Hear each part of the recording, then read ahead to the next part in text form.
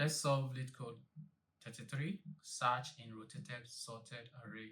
It's a medium problem, and it says there is an integer array numbers sorted in ascending order with distinct values. Prior to being passed to your function, numbers is possibly rotated at an unknown pivot index k, such that 1 is less than or equal to k is less than numbers.length, such that the resulting array is nums k plus 1, nums k minus 1, nums 0, nums 1 up to nums k minus 1, and it is 0 indexed. For example, 0, 1, 2, 3, 4, 5, 6, 7 might be rotated at pivot index 3, and it would become 4, 5, 6, 7, 0, 1, 2. Given the array numbers after the possible rotation and an integer target, return the index of target if it's in numbers, or minus 1 if it's not in numbers. You must write an algorithm with big O of log n runtime complexity. Okay, you must write an algorithm with big O of log n runtime complexity. So we have an example, numbers given 4, 5, 6, 7, then 0, 1, 2, and then target is 0, and the index is 4, so we return 4 where 0 was found. So we're searching a rotated array, and it's also sorted. Another example, target is 3, it's rotated at this point, also sorted, but 3 is not present, so we return minus 1. Okay, so we can apply binary search because binary search is hinted in this problem. So you must write an algorithm with big O of log n time. You can implement binary search for this problem, given that it's always sorted.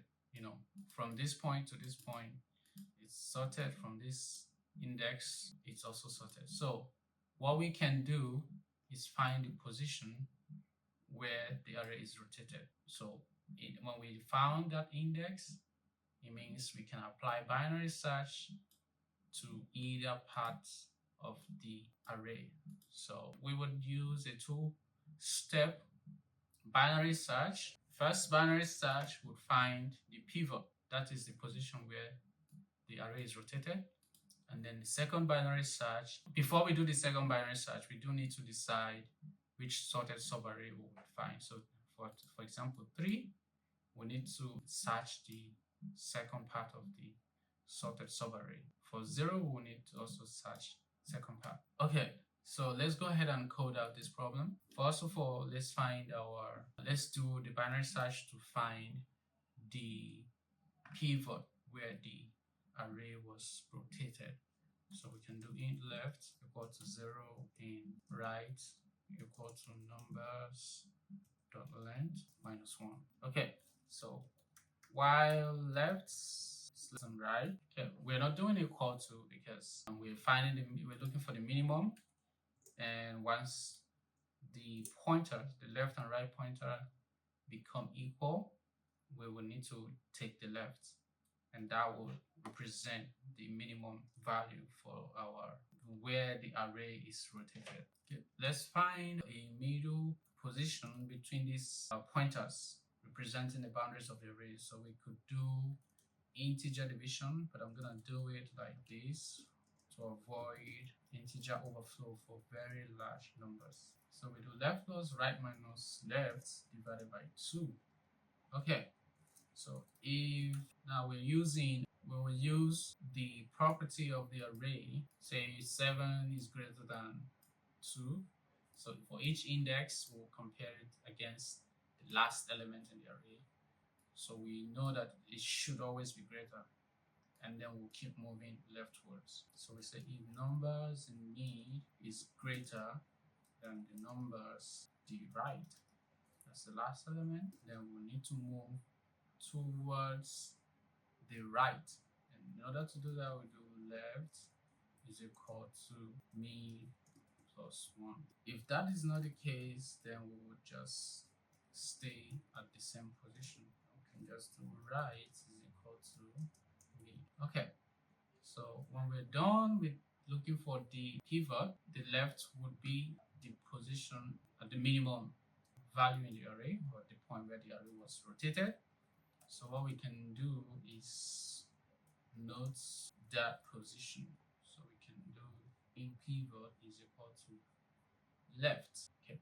So now next thing is we need to decide what part of this array to solve. So for example, if we're looking for 3 is greater than, we need to decide if we need to search in the first part of the array or in the last part of the array. So if it's greater than some value, then we need to search. Let's see if we need to search on the left or on the right side. Okay.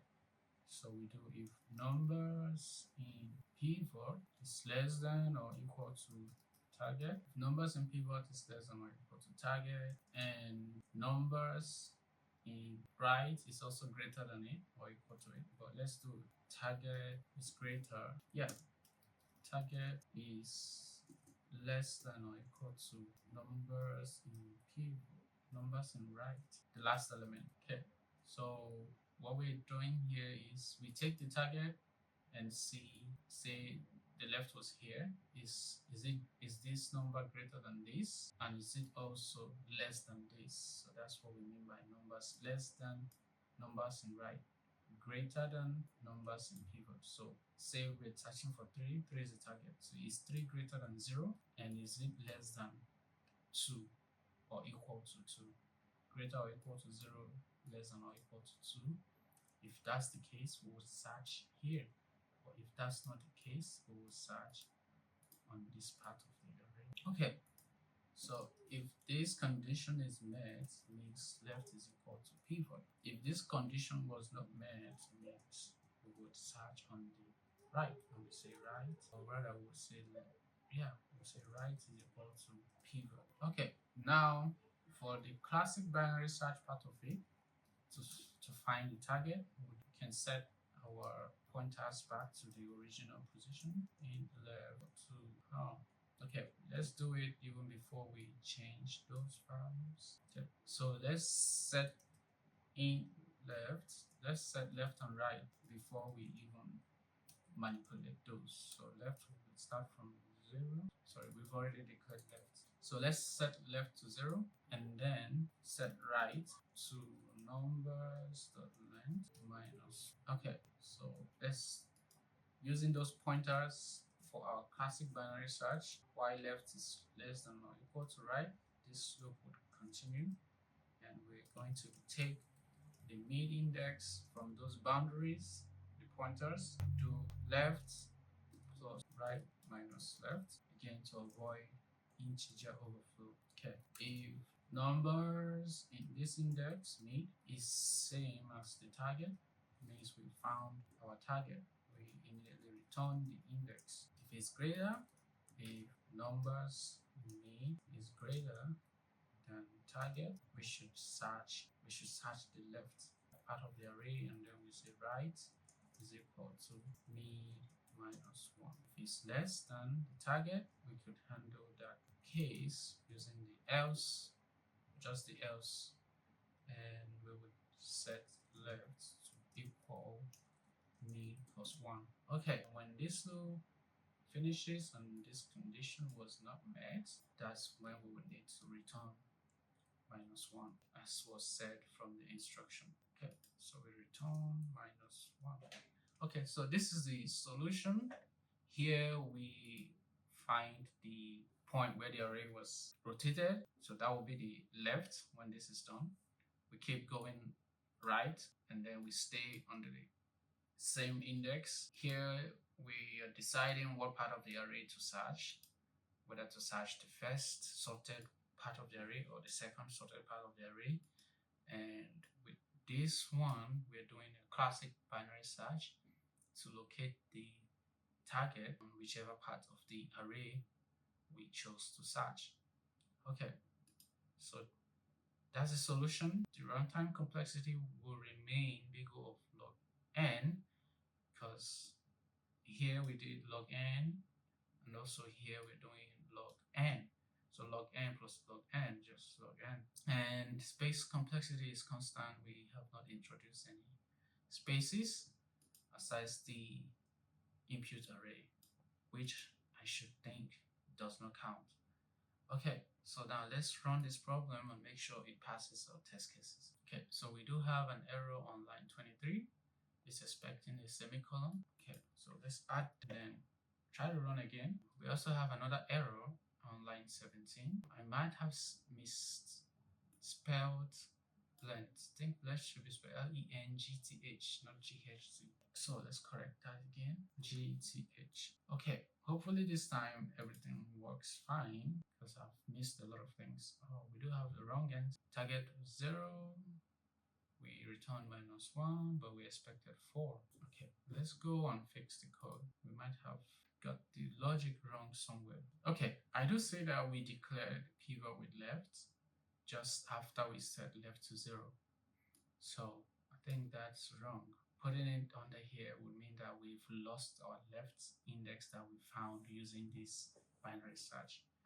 So the left position, which represented the point of rotation, should be maintained by moving this above before we lose that value.